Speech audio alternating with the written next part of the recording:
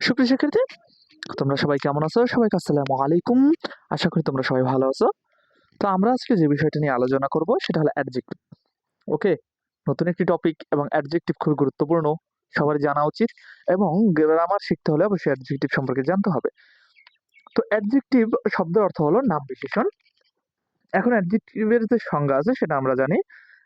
যে ওয়ার্ড দ্বারা নাউন বা প্রোনাউন যে ওয়ার্ড দ্বারা নাউন অথবা প্রোনাউনের দোষ, গুণ, অবস্থা, প্রকৃতি, আকৃতি, সংখ্যা, পরিমাণ ইত্যাদি নির্দেশ করে তাকে আমরা অ্যাডজেক্টিভ বলতে পারি বা অ্যাডজেক্টিভ বলতে পারি। ওকে? তো এক্ষেত্রে আমাদের মনে রাখতে হবে অ্যাডজেক্টিভটা কি? নাউন বা প্রোনাউন, অর্থাৎ নাউন মানে কোনো নাম, প্রোনাউন মানে নামের পরিবর্তে যেগুলো বসে ওইগুলোর দোষ, গুণ, অবস্থা, প্রকৃতি, আকৃতি, সংখ্যা, পরিমাণ ইত্যাদি, অর্থাৎ কারো দোষ। এইভাবে যদি আমরা বলি যে কোনো নাউন যেমন ah, Rafiq is a good student. এখানে রফিক, এই যে রফিক গুড স্টুডেন্ট, আমরা যদি বলি রফিক ভালো ছাত্র, তো এই রফিকের আমরা গুণাগুণ বললাম, এই যে ভালো ছাত্র এটা কি তার প্রশংসা করলাম। তো এরকম যদি হয় সেক্ষেত্রে এই গুণটা হলো গিয়ে তোমার অ্যাডজেক্টিভ। ওকে? অ্যাডজেক্টিভ। এখন অ্যাডজেক্টিভ প্রধানত চার প্রকার।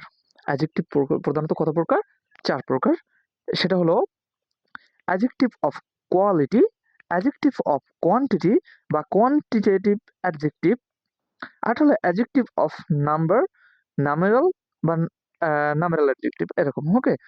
তো এই তিনটা, আরো একটা রয়েছে আরেকটি অ্যাডজেক্টিভ হলো প্রোনোমিনাল অ্যাডজেক্টিভ। হ্যাঁ, চার প্রকার। ওকে, এখন আমরা এই প্রকারগুলো জানলাম, এর বিস্তারিত চলো আমরা জানবো। তো তোমাদের মনে রাখতে হবে অ্যাডজেক্টিভটা আসলে কি? কোনো নাউন বা প্রোনাউনের দোষ, গুণ, অবস্থা, প্রকৃতি, আকৃতি, সংখ্যা, পরিমাণ ইত্যাদি নির্দেশ করে যেগুলোর মাধ্যমে, সেগুলো হলো অ্যাডজেক্টিভ।